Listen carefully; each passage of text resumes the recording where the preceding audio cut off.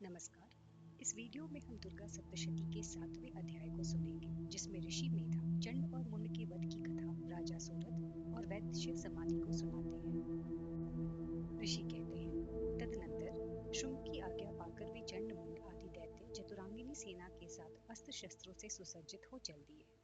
फिर गिरिराज हिमालय के सुवर्णमय ऊंचे शिखर पर पहुंचकर उन्होंने सिंह पर बैठी देवी को देखा।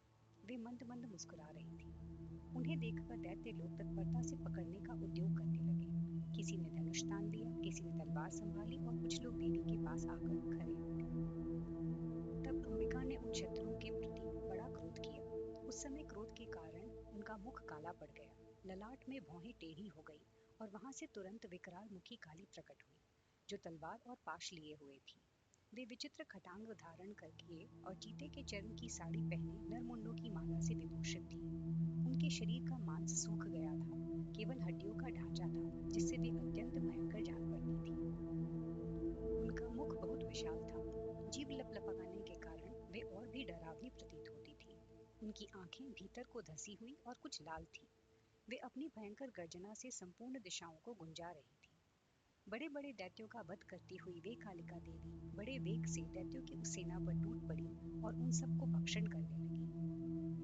वे पार्श्व रक्षकों, अंकुशधारी महावतों, योद्धाओं और घंटा सहित कितने ही हाथियों को एक ही हाथ से पकड़कर मुंह में डाल लेती थी। इसी प्रकार घोड़े, रथ और सारथी के साथ रथी सैनिकों को मुंह में डालकर वे उन्हें बड़े भयानक रूप से चबा डालती थी। किसी के बाल पकड़ लेती, किसी का गला दबा देती, किसी को पैरों से कुचल डालती और किसी को छाती के धक्के से गिराकर मार डालती थी। वे असुरों के छोड़े हुए बड़े बड़े अस्त्र शस्त्र मुंह से पकड़ लेती और रोष में भरकर उनको दांतों से पीस डालती थी। काली ने बलवान एवं दुरात्मा दैत्यों की वह सारी सेना रौंद डाली, खा डाली और कितनों को मार भगाया। कोई तलवार के घाट उतारे गए, कोई खटांग से पीटे गए और कितने ही असुर दांतों के अग्रभाग से कुचले जाकर मृत्यु को प्राप्त हुए। इस प्रकार देवी ने असुरों की उस सारी सेना को क्षण भर में मार गिराया।